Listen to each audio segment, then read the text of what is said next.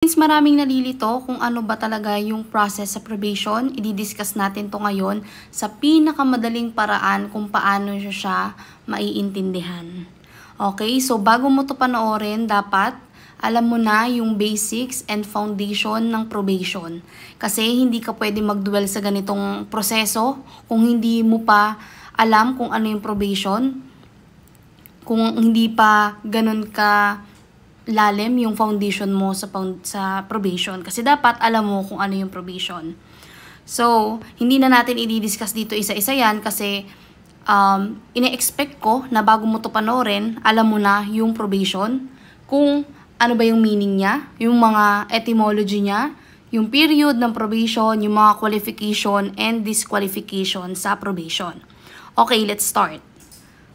So first, syempre meron ng nakasuhan. Convicted na to for final judgment and meron siyang 6 years imprisonment. For example, si John, gamamit na lang tayo ng pangalang John. Si John ay guilty as charged or convicted by final judgment for 6 years imprisonment. And we all know, 6 years of imprisonment, pasok siya sa probation. Okay? Again ha, dapat alam nyo na yung qualifications ng probation bago nyo to panoorin para mas maintindihan nyo yung proseso. So again, 6 years imprisonment. Ano ba ang mga remedies nito? Pag ang isang tao or si John, nakasuhan siya ng 6 years imprisonment, ano ba yung mga remedies na tinatawag? Meron siyang 4 na remedies. Ito yung 4 na remedies natin. So, yung motion for reconsideration, motion for new trial, appeal, and probation. Within 15 days, ito yung reglementary period. Yan, reglementary period, ibig sabihin after ng conviction niya for final judgment, meron pa siyang 15 days para mag-avail ng mga remedies na to. So, hindi natin pag-uusapan itong 3 na to kasi magpo-focus tayo sa probation. Okay. So, sabihin na natin within 15 days si John, nag-apply siya for probation. So, ang gagawin ni John, magsasubmit siya ng application sa trial court. Okay, lahat ng naka-highlights dito, posibleng lumabas sa board exam. Or lumabas na sa previous board exams. Okay, so sa trial court siya magsasubmit ng application. Bakit hindi pwedeng sabihin court lang? Kasi sa trial court siya dapat mag-a-apply kung saan siya nilitis. Kung anong court siya nilitis, dun siya mag-a-apply magsasubmit ng application niya for probation. So, anong mangyayari sa sentensya niya dyan? Since nag-apply nga siya for probation, yung sentence niya magiging suspended muna. Paano yun? E di kung suspended pala yung sentence niya, saan natuloy si John? Saan muna siya habang nire-review ng trial court yung probation request niya or application niya? So, pwede siyang mag-bail, pwede rin siyang mag-release on recognizance. So, aralin nyo tong dalawa na to sa foundation kasama to. Okay. So, ang release on recognizance, usually ito yung ginagawa, especially kapag wala masyadong budget. Wait lang. Yun. Baka kasi hindi naka-record yung audio. So, pag wala masyadong budget, ito ang ginagawa kasi nire-release na lang sa isang, for example, pag barangay, yung barangay captain. So, siya yung mananagot pag hindi nagpakita si John in case napatawag siya ni trial court. So, ayan yung usually na ginagamit or ina-avail kapag walang budget. So, let's proceed. Pag nag-submit na ng application si John sa trial court, anong gagawin ni trial court? Hihingi siya ngayon ng comment kay prosecution. Hihingi siya ng comment sa prosecution within 10 days. Huwag niyong kakalimutan na si prosecution, lumalabas to ha, huwag niyong kakalimutan na si prosecution ay magbibigay siya ng comment niya within 10 days. E paano ang tanong? Bakit kailangan pang mag-comment ni prosecution? Kung si trial court naman na magde-decide kung deny or approve yung probation application. Kasi, di ba, nakanino ba yung burden of proof? Medyo malalim na to. Nakanino ba yung burden of proof kapag ka nagpapatunay nga na si John ay nagkasala? Di ba nasa prosecution? So sila yung naghirap para mapatunayan na si John is guilty beyond reasonable doubt. So, kaya hihinga ni trial court si prosecution ng comment at within 10 days kailangan si prosecution magbigay na siya ng kanyang comment. So, pag nagkaroon na ng comment si prosecution, sabihin na natin na pumayag siya. Si trial court mag-issue siya ng referral order. Mag-i-issue si trial court ng referral order kay PPA. Bakit PPA? Ano ba ang ibig sabihin ng PPA? Parole and Probation Administration. Again, si trial court magbibigay na siya or mag-issue siya ng referral order kay PPA. Sino ba si PPA? Siya nga yung Parole and Probation Administration. Bakit kay PPA nag-issue ng referral order si trial court? Dahil ang trabaho ng PPA ay mag-imbestiga at mag-supervise ng mga nag-a-apply ng probation at iba pa. So, hindi natin pag-uusapan yung iba pa pag-focus tayo sa probation. So, sabihin na natin na nasa probation office na yung referral order. So, mag-a-assign na ng isang investigating officer na magkakandak ng PSI within 60 days. Ano ba yung PSI? Ang PSI ay Post-Sentence Investigation.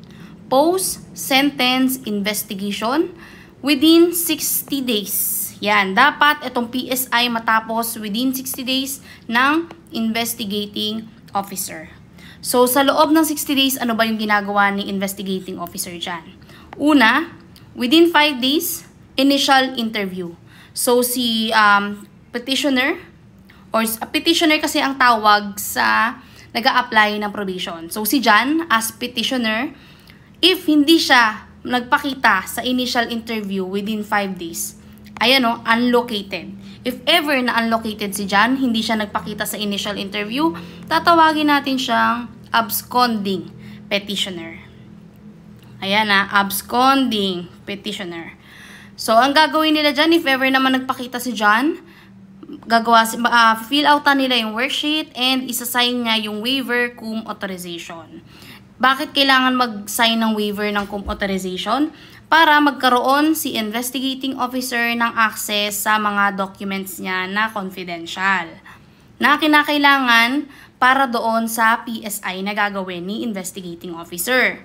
Pangalawa, collateral information.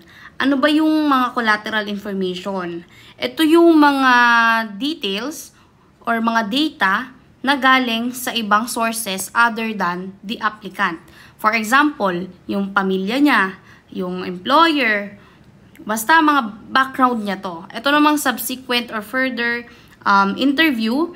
Ito naman yung parang follow-up discussion lang to sa applicant or sa ibang tao para mas makakuha ng further details regarding dun sa petitioner, which is si John. So, dito sa subsequent or further interview, pwedeng pumasok dito yung General Inter-Office Referral or GIOR. Ito yung nagre-request sa isang probation office ng courtesy investigation.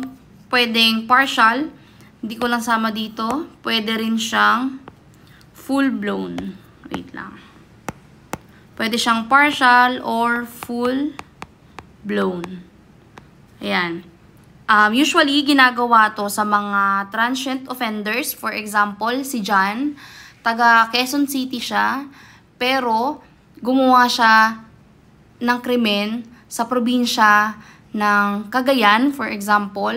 So, si probation office ng Cagayan, hihingi siya ng tulong sa probation office ng Quezon City para mas mapag-aralan ni investigating officer yung mga details ni John kung i-approve ba siya or i-recommend ba na i-approve ni trial court yung kanyang petition for probation. Okay, etong lahat ng yan, lahat to, etong ginagawa na to, privilege and confidential in nature.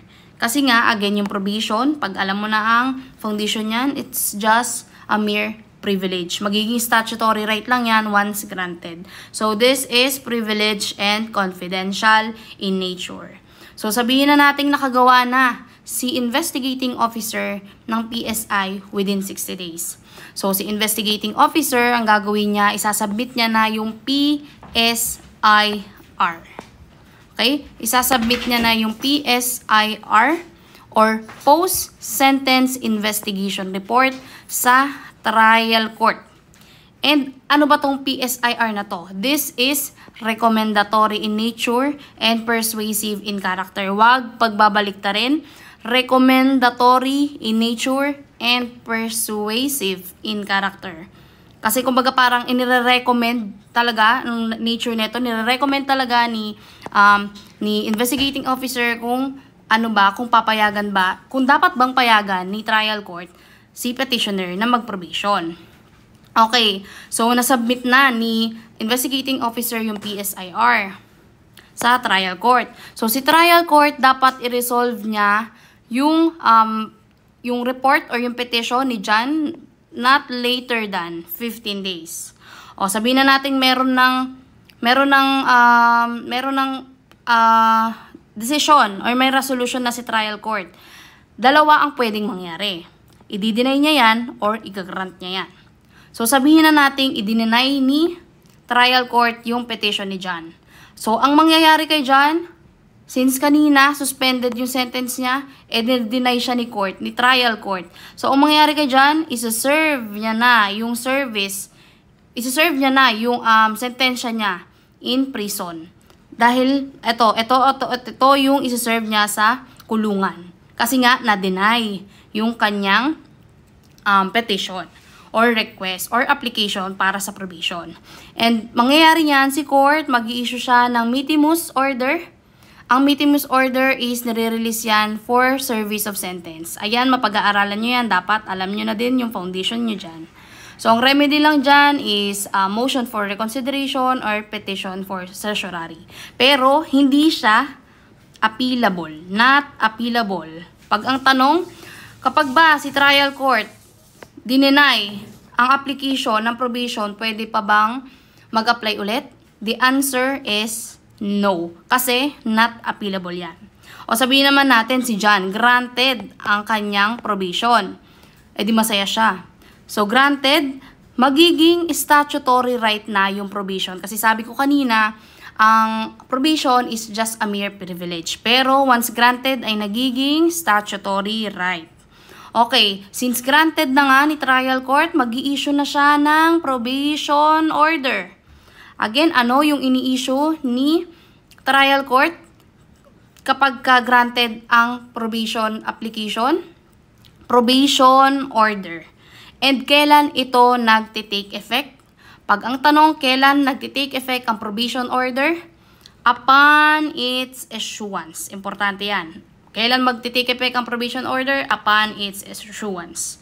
Okay, so na-approve na. Meron na siyang probation order. Effective na siya upon its issuance.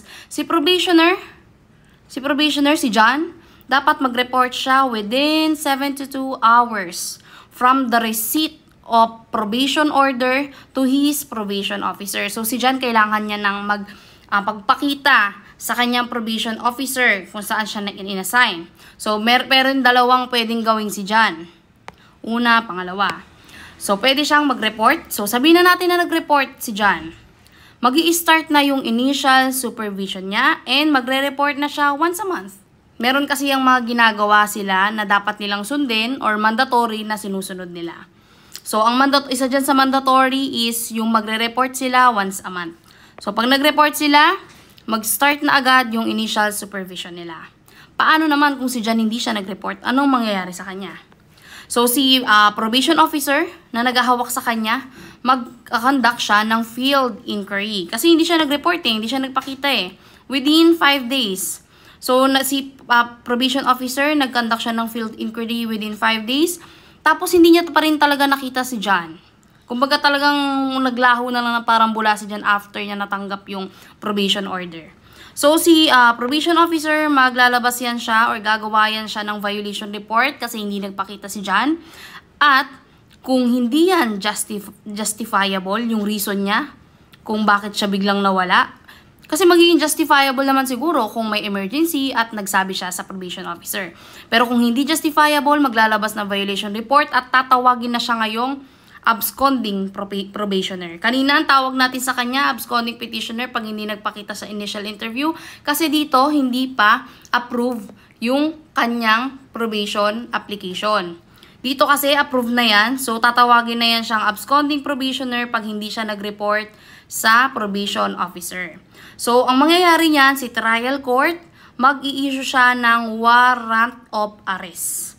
Di ba dito, na-deny? Ang i-issue ni court is Metimus order. Dito kasi, hindi siya nagpakita nung nag-grant na. Kaya si trial court, mag-i-issue siya ng warrant of arrest. At si probationer natin, si John, ay magsiserve siya ng service in prison. So sabihin na natin, nag-grant na yung probation niya. Diba, nag-grant na yung probation niya dito. Ayan, granted yung probation niya dito. Eh, hindi siya nagpakita dito, naging absconding probationer siya. Nag-issue si trial court ng warrant of arrest. Pwede pa ba siyang mag-apply na probation? The answer is no. Kasi, itong probation, based sa ating foundation, ang probation can only be granted once. Okay? Ayan, ano pa ba ang dapat tandaan? Ito ang key points natin sa probation ha. Yung meaning niya, privilege granted by state after the conviction and sentence. Yung Latin term niya, probatio, testing period. Period of probation, imprisonment mo. Ang imprisonment, for example, ang imprisonment ni John is not more than 1 year. So, magiging probation period niya is not exceeding 2 years. Pag more than 1 year naman, not exceeding 6 years. And especially yung qualifications. At ito lang to, iilan lang to sa mga qualifications, dapat alam nyo yan. Not more than 6 years or 6 years and below. First time availing probation or kung meron ba siyang previous sentence, dapat 6 months and 1 day and below or yung fine na less than 1,000. So, sana natuto kayo sa probation. If there are any questions, you can just comment down below. Share it with your friends, lalo na sa mga self-review dyan na hindi makapag bayad ng mga review center so we can help them pass the board exam.